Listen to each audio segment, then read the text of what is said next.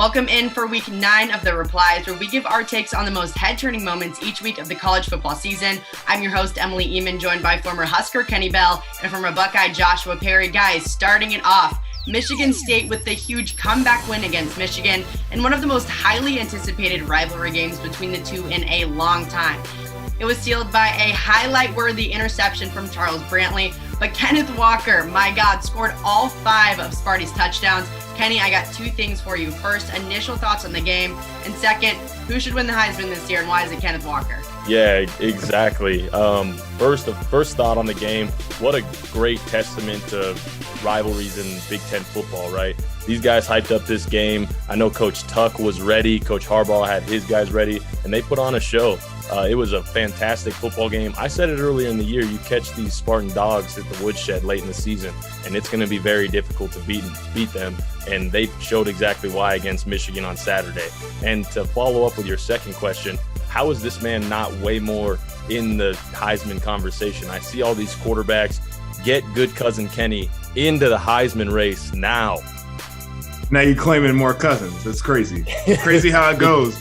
Big when family. The dudes are balling out, they're either Kennys or they're Bells. big talented family of Kennys and Bells out there, JP. Man, no, this was an instant classic in my mind. I mean, the game was phenomenal. Obviously, the ups and downs and all the moments for either side. I think it was 2 evenly matched teams that were kind of just throwing, as Mel Tucker would say, body blows at one another. So it was super fun to watch.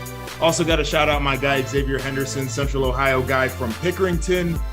His post-game presser was amazing.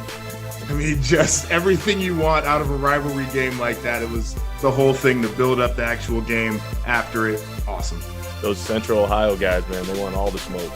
And then we got the Sparty fan holding up the old surrender cobra, the little meme flag. Kenny, what do we think about this? What a night that was.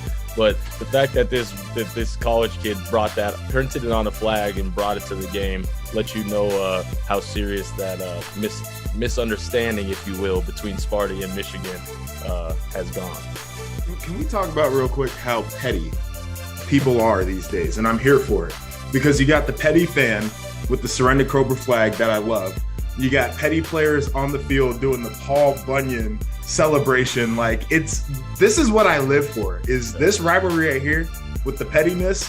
Here for it. Yeah, forget a taunting chant or a taunting penalty. Give me all that stuff. Next up, we have the Buckeyes' big man coming up big time. Jerron Cage got the scoop and score, and we got the D-line cooling him off after the 57-yard run. JP, what'd you think of this thick 6? The old thick 6, huh? I mean, this big boy, he was moving too. I mean, he was trying to touch the paint, did a great job there. Ohio State's defense, I think, is still trying to get some things figured out, but one thing that they have sorted out is they know how to score on the defensive side of the ball. They've taken the ball away, they've scored points. That's a good thing, and it's always great when the big guys can get involved. Yeah, absolutely. It's fun to watch that offensive unit for Ohio State, but to see their defensive unit with the ice cream scoop and score, it's one of my favorite plays in sports, especially when the big man gets it. And then they made sure to fan him off. I think he was running a little hot, had to get his teammates to cool him down, fan him off. Maybe get him an oxygen mask, but well done, big fella. Well done. It's not even like he's pretending to be tired. He's actually sitting there like, yeah, I can't believe you guys do that normally.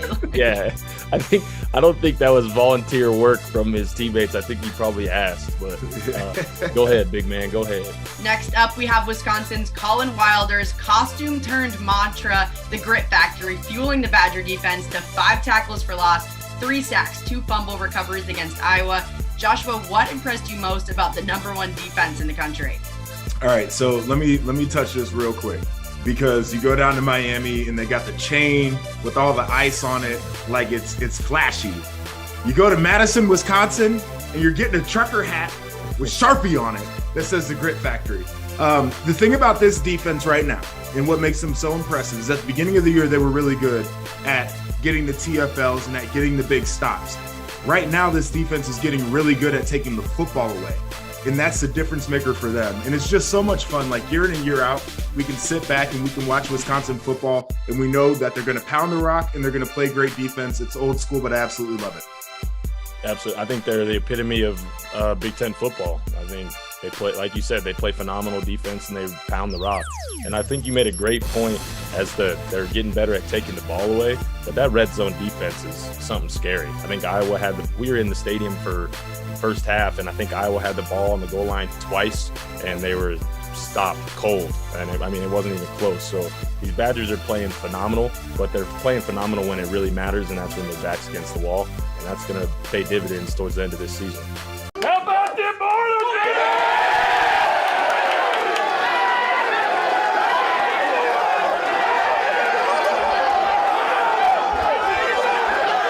Jeff Brom was pumped up after Purdue took down Nebraska last weekend. KB, as coach put it, how about the Boilers last weekend? That's the pain, Emily. But Coach Brom has every right to get his guys fired up. That's a big win for them in Lincoln, and these guys are putting together a pretty good season.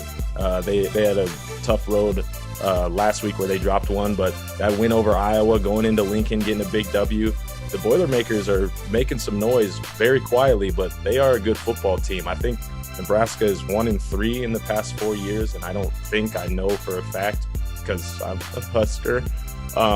But hats off to Purdue and that football team. I'm looking forward to seeing how they finish up this season.